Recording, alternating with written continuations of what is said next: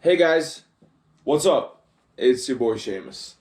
And today I just want to talk about a little bit about Formula 1 and some ideas I have that can improve it. So I'm a big Formula 1 fan.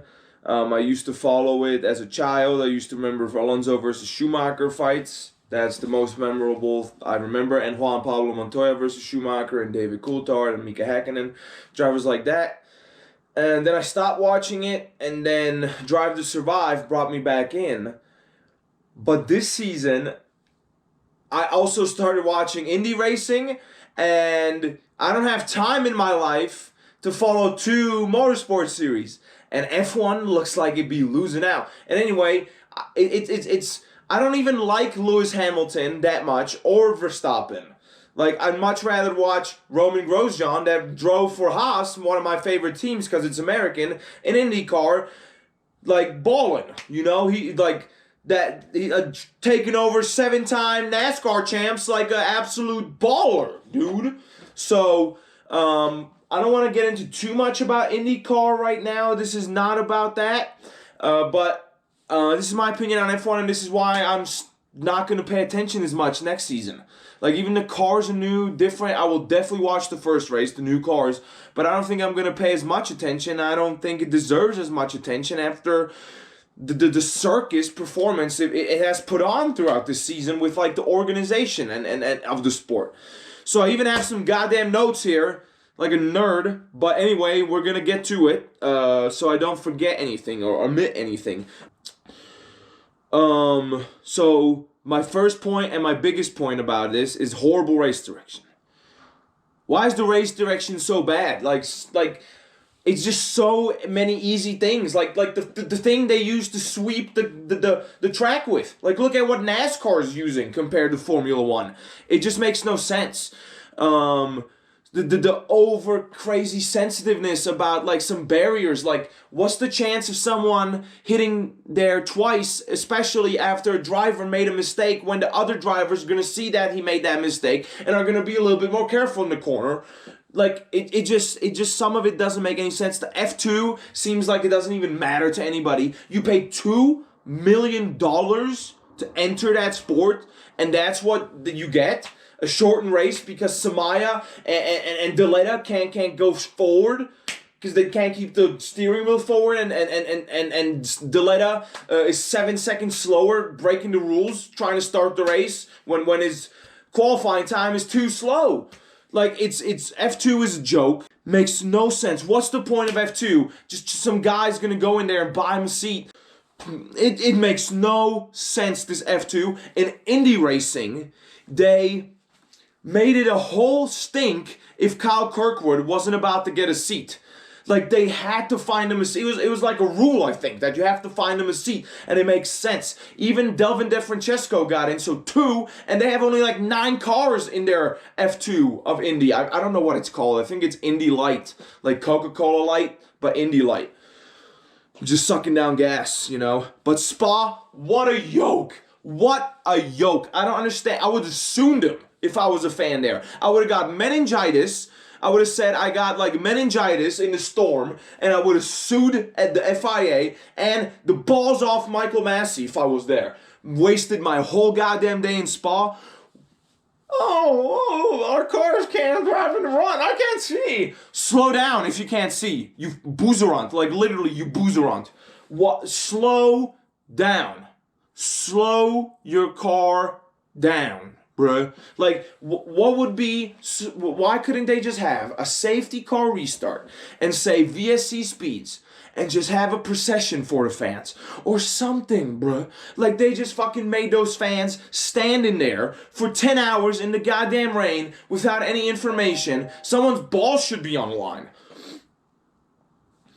Anyway, I want to shout out some good F2, good F3 drivers that really need a chance in F1.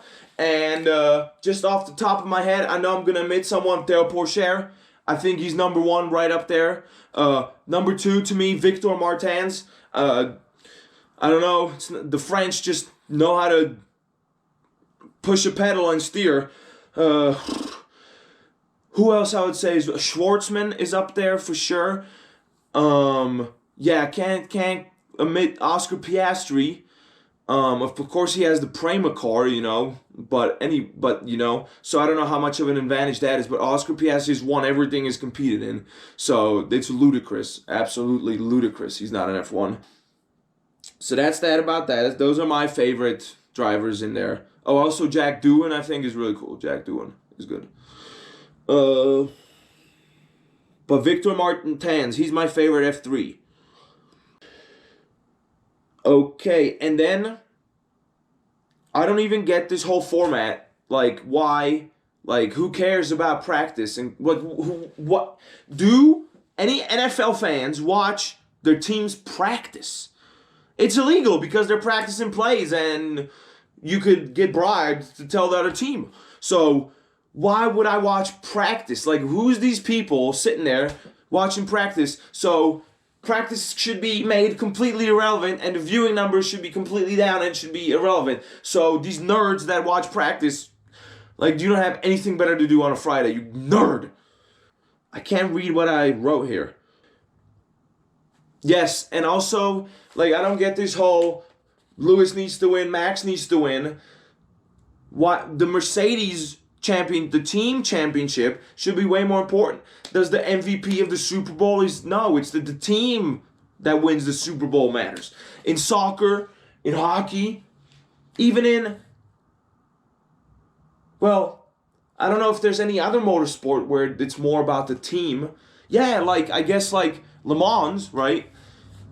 And the long distance racing. So it should be more about the team and, like, less about, like, individualism and like team orders. It makes complete sense. They should have team strategies where they help each other win. Anyway, few of my wishes. Friday qualifying quick and short and sweet. Get out of each other's ways. Everybody has one lap. Who cares? Make it up in the race. Saturday reverse top 10 sprint. So this is my wishes, right? So I wish that Friday qualifying quick and smooth. I just watched the highlights, whatever. Saturday, top 10 reverse sprint, less laps and less points. So I would give 10 points only for the win, all the way to 1, or you could even make it half a point if you wanted to say that 10th on a Saturday is less than a 10th on a Sunday. Another wish is I would like to have more teams. Another wish is, maybe I'll explain this in a whole nother video, but I would like to do a 3-car team concept where you can choose your 8 races. Only 8 races you can have a third car. So, like, let's say Williams is last, they choose their 8 races first. And you would fill it up where you could have max of 26 cars on the grid, which is a regulation. So you would have,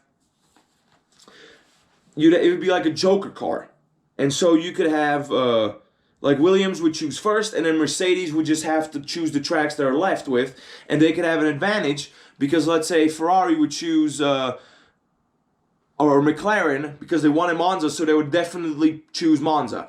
Or if, like, there's a good track for a team, then they would choose that track, and it would give them, like, a little bit of advantage. Plus, it would be a stipulation that there could be max 26 cars at a race. It would work out. You would have plenty of spots. You'd have races like Monaco where you'd have no overtaking, so you'd have 20 cars, and then you'd have races where you have 26, and then you'd have some races where you'd have 22. There would be need for 80 cars extra, but there's 120 available dates for it, or over 128, so it would work out. And what did I put here?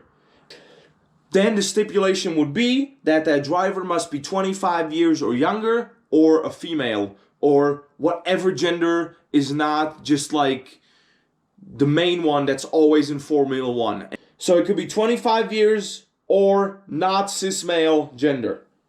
Okay? And also I put a stipulation that one driver can do max 6 races. So they have to, like, give at least 2 people a chance, that team. Okay? So you can't just be hogging it with some horrible sponsorship deal. At least someone else would get 2. Or they would have 6 and 1 and 1. Well, if they wanted to. And then I would do, for every single race weekend, mandatory reserve or young driver practice session in place of one of the drivers. So you could have really like Van Dorn and De Vries, which are like associated with Mercedes, going in there and having those practice sessions, and it would not mean a thing really, because they would still get the same data. He should be able to provide the pit strategy and stuff like that anyway, but I'm only saying one. Switch him out for only one, okay? That's it from Seamus. F1, if you're listening, like, really, like, think about yourselves. I know it's just a circus to make money, that you pack it up like Bambino and the lions and the elephants, and you just go country from country, and you just shit on the populace that just pay you $1,000 to go see your goddamn nonsense. But if you're listening, like, maybe take some of this advice, and also I want to say, go fuck